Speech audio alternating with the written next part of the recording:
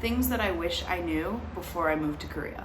I see a lot of videos on YouTube that are lists of things you should bring to Korea, things you should know before coming to Korea. A lot of those lists say the same exact things. I think that there's a lot of stuff that I was told beforehand that didn't actually end up happening. So I wanted to make a video that's more applicable to how I experienced moving to Korea. It's not gonna be the same for everybody, and my experiences are not like the only experiences people have, obviously. There are a variety of factors that create different needs, and things that bother me may not bother you. So take my list with a grain of salt. I'm gonna separate these into 3 categories. 1, food. 2, manners. 3, personal items. Korea has a lot of food that's like the best food you will ever have in your life. Like my friend from Texas literally said that the best fried chicken he ever had was in Korea. But there's also a lot of disappointing food, especially if you are looking for Western food in Korea.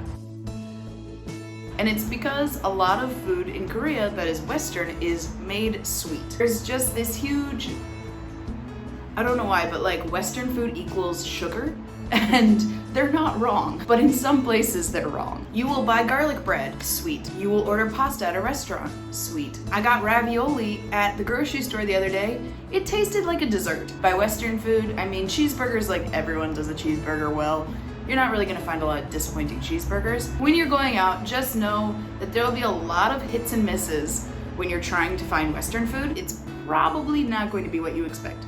Other thing, if you're used to cooking with certain ingredients, bring it from your home country. I know like my friends from South Africa were like pained they couldn't find a lot of the seasonings they're used to. I couldn't find garlic salt. You can find stuff online, but the prices are usually much higher, and you know, paying like $15 for vanilla extract is just not my jam. Also know you probably will not have an oven. You can buy a toaster oven, and that's what I use, and it does the job.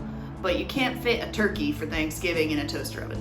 I tried. The last thing in food is surprise corn. Oh, you get a lot of surprise corn, especially pizza, especially pasta, especially breads. Next one is manners. For manners, I just want to say a disclaimer. Things that are polite in your country back home aren't necessarily polite in Korea. And things that are polite in Korea aren't necessarily polite in your home country, and that's okay. You have to learn to adjust your definition of manners. Because if you're holding the country to the same standard as your own country, you're just gonna be really offended and unhappy all the time. An example of that is in Korea, it's very normal to push and shove, and you will get knocked around, especially in crowded places. In America, at least where I'm from, if someone bumps into you, they usually turn and they're like, oh, I'm sorry. It's common to acknowledge that you entered someone's personal space. But in Korea, it's not. The thing is, I was getting really frustrated and upset about it at first until I realized that I can do the same thing and they're not going to be upset with me. It's like the same standard for everybody. For example, if I'm on the subway and I need to get off at my stop and it's really, really crowded, I can push my way through. They're not going to be like, oh my God, she touched me. Oh my God, she bumped me. Like,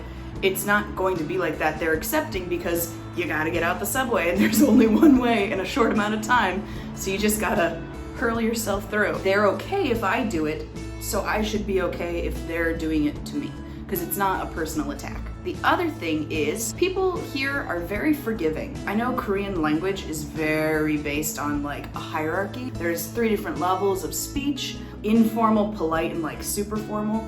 And the thing is, a lot of people are nervous to speak because they're like, what if I say something wrong? What if I use banmal when I should be using jondaemal? Don't worry about that, because if you do make a mistake, they're very forgiving. They know that Korean is not your first language. If you walk around and you're like annyeong to the like store clerk, they might look at you weird. But if you're trying your best and then you make one mistake, people are not gonna be like, oh my God, they're so rude, I hate them. Just err on the side of polite and also be open to people teaching you. The next is learn how to pour drinks. Korea has a huge drinking culture, and it's okay if you're not super into drinking alcohol, but if you want to go out and make friends, especially friends who are Korean, it's good to at least know some of the eating and drinking cultural things here, traditions, I guess. It's really good to know how to pour drinks, especially because if you're at a table and you are the youngest, it is polite for you to be the one making the drinks for other people. And I think it's just important to be able to participate in the culture because you're living there.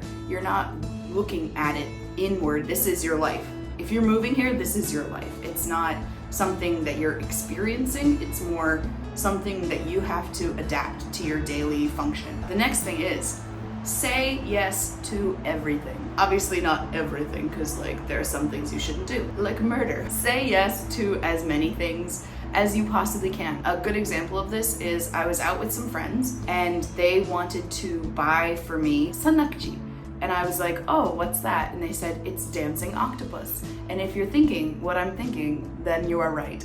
Yes, it is the live octopus, not live. They cut the arms off and they put salt and it like still moves around, but it's fighting back and it's still got suction. And it's a very popular anju here, which is like something you eat while you're drinking. And so they wanted to buy that for me and have me experience that. And in any other world, I would never choose to eat that. But because I was new here and I was trying to make friends, I decided to say yes and try it. I actually really like it, and I've had it 6 or 7 times now, and it always is a really good bonding experience with people. Just being open to trying things makes a huge difference with making friends here, or any country that is not your own. The next and last is personal items. I was told, and I've seen so many videos that are like, bring your own toothpaste, you can't find tampons, you can't find deodorant, ugh. And it's true, they don't have the same selection of deodorant here in Korea, but they have deodorant. A lot of it is the spray aerosol can deodorant,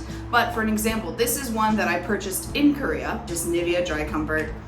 It's a solid, it's white, but you can find deodorant. But there's so much toothpaste. You can go find Sensodyne at the grocery store. You can find toothpaste, you can find deodorant, you can find feminine hygiene products. I recommend if you have something that you really like, you bring that with you. But for the most part, if you're open to trying new things, you don't have to stuff your suitcase with 20 blocks of deodorant and 50 packages of toothpaste. You're gonna be okay, I promise. If you are over a size 8 in pants and female, you need to bring your own pants. Shirts are not a problem. You can find plenty of shirts and sweatshirts at almost any size, really. I know women who are up to a size 22 and they can still find shirts and sweaters here. So that's not really the problem, but pants is a hell of a problem. Speaking of size 8, if your shoe size is over a size 8, women's, then you should definitely bring your own shoes. Sneakers are fine because you can buy men's sneakers, but cute shoes, going out shoes,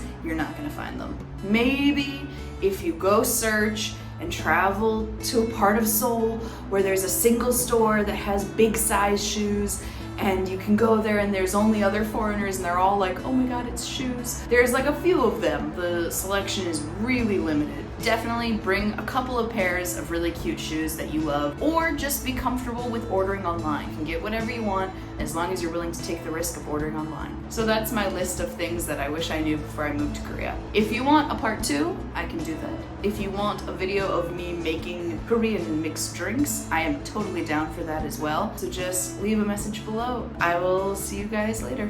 Bye.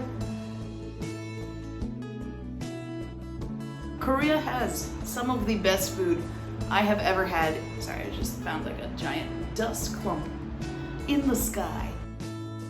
Look, I found mac and cheese at a restaurant. This sounds great. Bam! Corn. Getting a piece of bread at a grocery store. Bam! Bite into it. Corn. Pizza. Corn. I've been told it's because a lot of people here see corn as kind of like nice additive to food. It adds like a crunchy texture and like mixes up with things a bit, and that's fine.